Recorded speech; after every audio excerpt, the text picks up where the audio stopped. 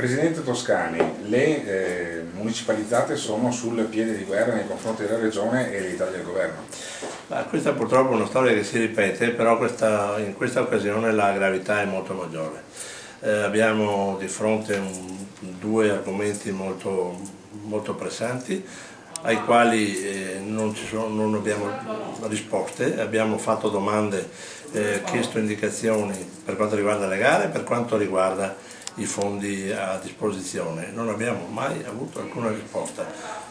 Si sa, come per tutte le aziende, che ognuna delle nostre aziende ha bisogno di indicazioni per programmare, per fare i bilanci, per fare i budget. Nessuno ci dice nulla. Non possiamo continuare a tacere. Chiediamo con fermezza un incontro urgentissimo alla Regione in modo da avere quei dati necessari a poter continuare la nostra attività. Sorevo Rossi, le ripercussioni, si è parlato di tagli dal 41 al 5%, lo 0%, le ripercussioni dei tagli avranno ripercussioni anche sulla percorrenza dei mezzi pubblici a Padova? Allora, il problema di fondo è che i cittadini hanno diritto ad avere il servizio di trasporto pubblico anche come criterio per evitare di congestionare le città, quindi non è soltanto un problema di fornire servizi alle fasce più deboli della popolazione, ma è anche una condizione di efficienza del nostro sistema città. I tagli che sono stati fatti col patto di stabilità sono noti.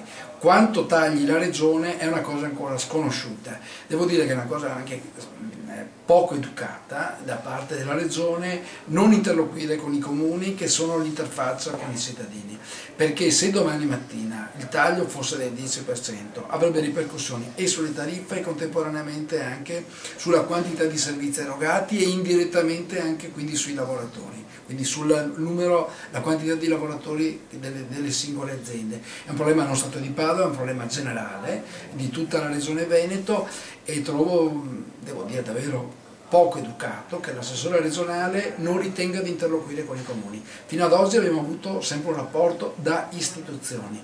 Se non ritiene di dover interloquire, io penso che dovremmo anche noi cambiare completamente il registro.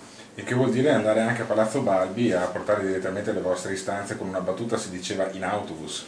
Sì, andiamo in autobus, questa è la battuta ovviamente perché Sindicale Grande non ci si arriva, ma uno si deve rendere conto che deve parlare ai veneti, non tanto parlare agli assessori o al comune di Padova o agli altri comuni, deve parlare ai cittadini quali saranno le condizioni di servizi che saranno erogati nei prossimi mesi. Allora, è un sistema che deve avere un'idea di se stessa.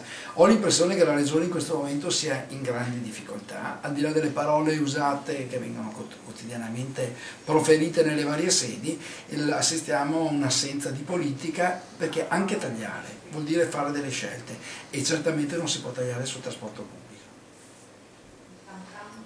Wow.